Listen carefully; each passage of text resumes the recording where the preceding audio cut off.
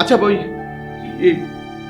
ইন্তু তানি ওরা কোথায় দেখছি না তো, ওরা কি ফেরেনি?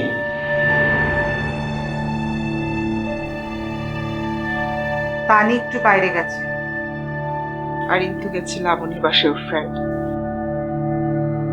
ওদের ওখানে দাওয়াত, ফোন করে বলেছি ফিরতে রাত হবে। লাবণী? লাবণী কি ওই মেয়েটা?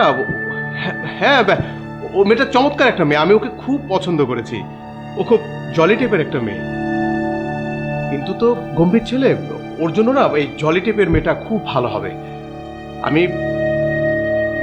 আমি বাড়িতে চলে যাবার আগে ওদের বিয়েটা দিয়েই যাব।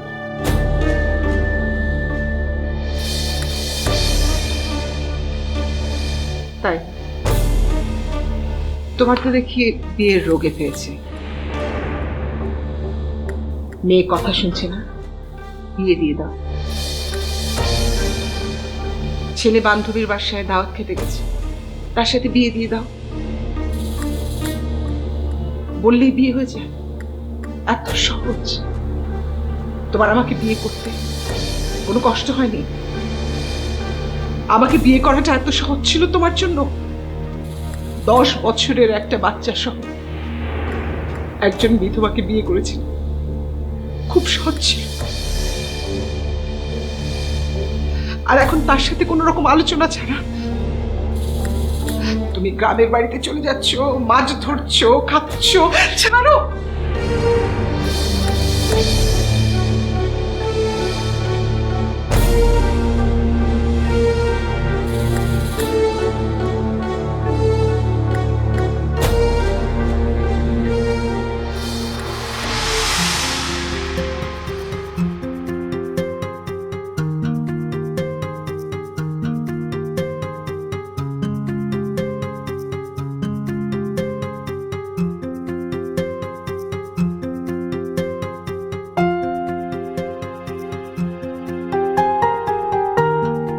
যাও তাহলে। চলো ভেতরে, চলো কফি খেয়ে যাও। না না, আজকে আর ভেতরে না যাই, অন্যদিন আসবো কফি খেতে। তো কালকে আমাদের কখন দেখা হচ্ছে? কাল দেখা হচ্ছে নাকি? তুমি চাইলে হবে, আর না চাইলে? না চাইলে তো আর জোর করে দেখা করতে পারবো না।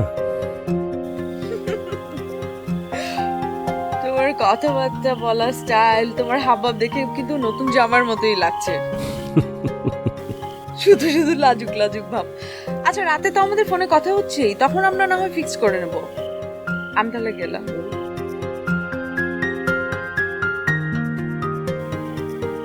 হ্যালো,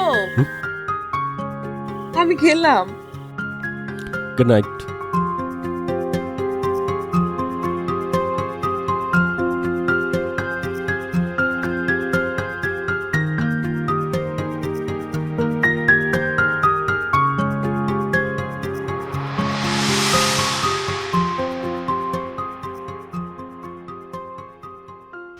যাই রে, ওই ভেবেছিলাম আজকে একটু তাড়াতাড়ি ফিরবো, সে লেটই হয়ে গেল। বাই। তানি, কি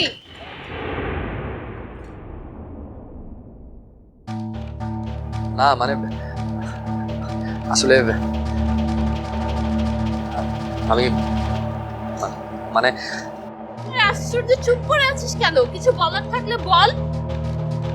না তো আমি গেলাম, বললাম আজকে এমনি দেরি হয়ে গেছে। ও হ্যাঁ, দেরি হয়ে গেছে তো।